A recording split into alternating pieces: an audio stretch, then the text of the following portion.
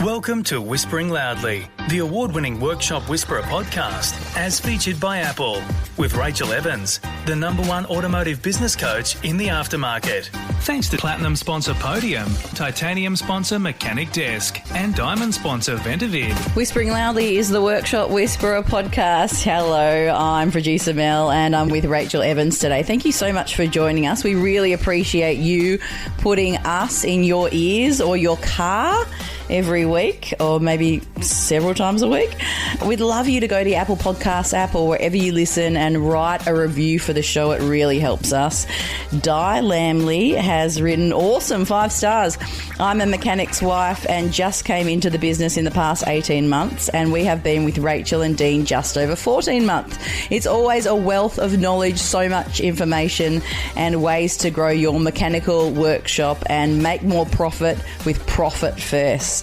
Thank you so much for reviewing. Up next, we're going to talk to Greg Holmsen about recruiting from the Philippines. We'll demystify it and show you what it can do to help your business. Join our free Facebook group, Your Profitable Auto Repair Shop, and join in on the conversation with auto repair shop owners just like you globally.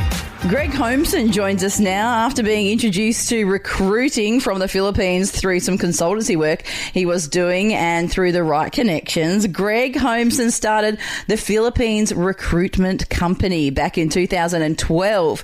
He knew about the amazing talent in the Philippines and has now been part of bringing thousands of skilled workers in from the Philippines, from chefs to accountants, teachers and mechanics. We can't wait to hear what he's got to talk about with us today. Hello, Greg. Pleasure. Great to be here. So the reason that we obviously would love to talk to you today is because of the many mechanics that you've brought into Australia, because we find ourselves in a bit of a skills shortage in our aftermarket industry. Thanks so much for joining us today. Did you want to tell us a little bit more about yourself and the Philippines Recruitment Company? Yeah, so as we said, over 10 years ago now, I started the business, and I was introduced to this amazing concept of bringing workers into the country that were not here. They're from different backgrounds and they offered something different to what we had here. And I sort of really understood the value of what it was that was happening to businesses when they were able to bring Filipinos in.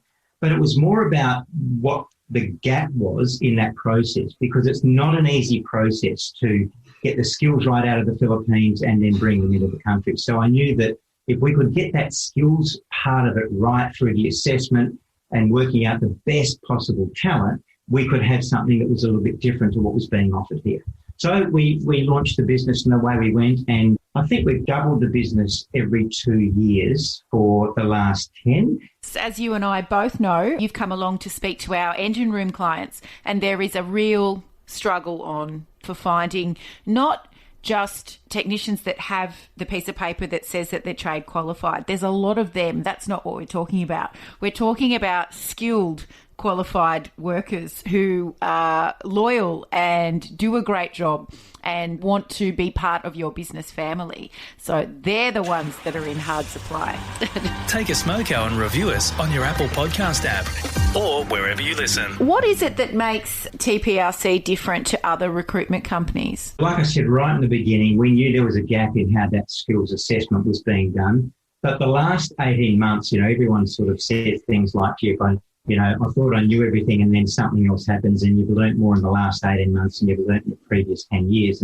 And that's happened again. So when COVID hit, we knew that there were going to be some changes regardless of borders opening. And the biggest one now will be around the trade skills assessment, or the Cert 3, that every candidate needs for a valid application for Australia.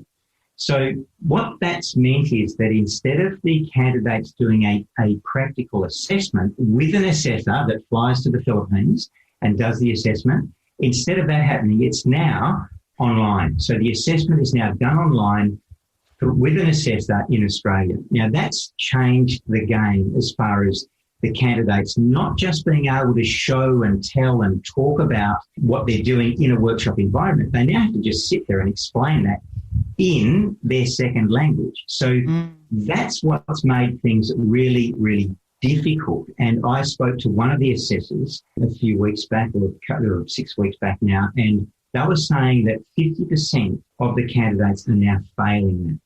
So this is something that we did anticipate, we knew it, and so we had already put things in play prior to this. So we now demand that everyone sits an English test before, so we see their CVs, we see that they've got the skills without double checking, and then we ask everyone to sit an English test. Now, we pay for that because there is absolutely no point getting the best technician if he can't pass the Cert 3. Even if he has the knowledge, he has to be able to explain that to someone sitting in Australia. Yes. So that's something that we work pretty hard on. And so we now have trade skills assessors and trainers in the Philippines that help the guys get through the Cert 3. And so our results are that we're still getting 80% of our people through the trade skills assessment.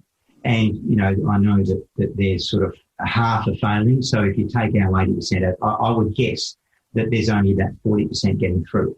So this is something to do with our English testing and our trade skills assessor and trainer. That's really put us in a different, I guess, frame to what most others would do. So if someone fails the Cert 3, that just means it delays. It's another $1,000 to resit, and it would be another 2-month delay. What's the cost of that? Someone being delayed by another 2 months. We know that recruiting talent in from overseas has traditionally been something more that the dealerships are inclined to do because they have that, extra level of financial backing behind them. And, often they'll not just bring in one, they'll bring in, half a dozen or more. And for your average auto repair shop owner, they don't have the same financial backing. But I know that you've had great success doing this for independents. Can you tell us about some of those successes? Yeah, so look, it's really interesting. When we first start the conversation, it takes 6 months. So someone's got to have that position available. And that's what's been really challenging for some of the smaller operators, because there's a position there they need it filled. But the conversation that we're having more and more now is that we're never going to fill it. So we're just making ends meet until we can actually find a permanent solution. So that's really what's changing. People are saying, right, let's get the process going now, because we know we're not going to fill that anyway. But what is it that you get, I think, is the most important thing. And so what we're finding is that the candidates are offering something very, very different to what, they would otherwise be getting. And these guys are turning up, they're working hard, they want to do overtime. And, we've got all sorts of stories where, one of the major players said, well, look, we've now got half a dozen guys in. We've been trying to get a Saturday shift going. We were never able to get the Aussies to volunteer to come in and do the extra shift. These guys are now providing that for us. And then there's another one where it was a smaller independent who, they were, reasonable size. But when I spoke to them about this particular incident, they'd had about 4 or 5 guys in over a 2 or 3 year period. And I caught up with them and I had a bit of a chat. And then as I was leaving, I said to their HR manager, do you mind telling me how many of these guys have ever had a sick day? And she just looked straight back at me. She knew straight away, and she just said, look, none of them have ever had a sick day. 3 or 4 years in, and they had sort of, 4 or 5 guys, and they were getting more on the way. And I said, you know what that's worth to you? And she said, yeah, it's worth $4,000 a year. They'd done all the numbers, and that's why they were really backing in and running the program through. So just on the sick days that they didn't take, they calculated that was worth $4,000 each year. Want to find out how the Workshop Whisperer team can put your auto repair shop on the path to business success?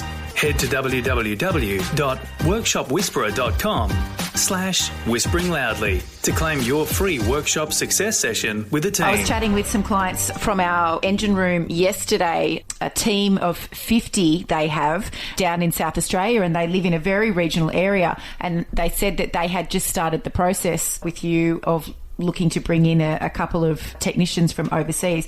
And for them, a business of that size in an area where they traditionally can't draw talent to them because they're not near a capital city, it can really be a game-changing thing for them in terms of getting their productivity where it needs to be in order to generate the turnover that they need. It can change people's business. It's not just we're now filling a gap.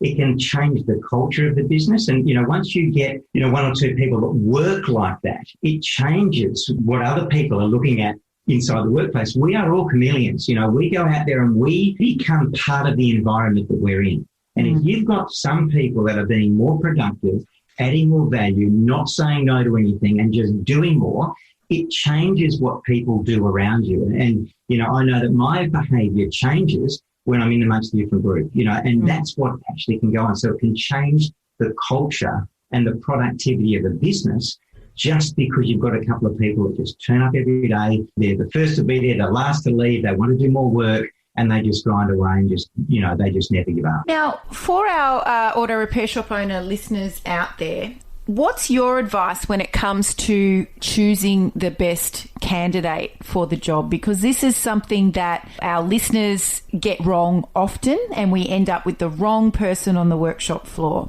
So what is it that we should be looking for? It's a really interesting question because, when we talk about the Filipinos and the culture and the work ethic, but that's actually a big part of what people, with great respect to everyone else out there that's working inside the industry, that's part of something. There's no question about that. And that's a big part of what's missing. So that's almost cultural, and I believe that this comes from the fact that they just have had to work hard all their lives to survive. No handouts. If you want your kids to go to college or go to school even, to get educated, to have any opportunity, you need to work as hard as you possibly can. And I think that just changes your, I say DNA, but it can't do. But, although the biology of belief might say it does. So it does change who they are. Now, so when you say select the right person, I say start with the right DNA. Yeah. And it's very, so then you say, okay, let's now look at the skills. And look, a lot of the guys that we bring out, they've come from the Middle East, so they've come from, high quality workshops, mostly branded. There are sort of fewer generalists, but people say, look, just get me a great Toyota guy that's had 7 or 8 years of experience, and, we will upskill in other areas. But, we still do find generalists, and they may have gone from one brand to another, but mostly they are branded. It's like, this is not we're finding someone to fill a position. We're finding someone to become part of the fabric of the business. That's what we're doing here. So, we're not 4 years. We're sort of 6, 7, 8 years, 10 years. That's what it is. So get me the right attitude and we're going to make this the right person. It's great advice. Greg, how can our listeners get in touch with you if they'd like to start venturing down this path of offshore recruitment? Greg at tprc.com.au. Lovely. Or a phone number.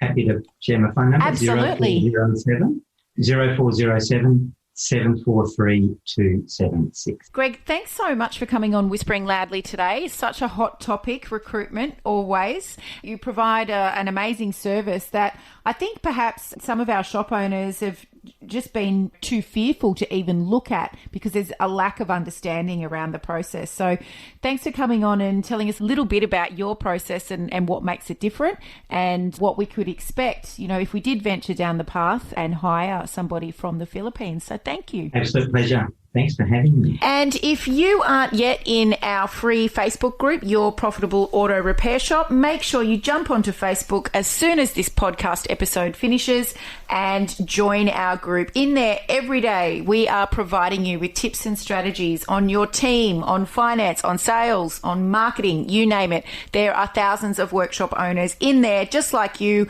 looking to grow a better business. See you next week. Thanks for listening to Whispering Loudly, the award-winning Workshop Whisperer podcast, as featured by Apple with Rachel Evans, the #1 automotive business coach in the aftermarket. Thanks to Platinum sponsor Podium, Titanium sponsor Mechanic Desk, and Diamond sponsor Ventavid.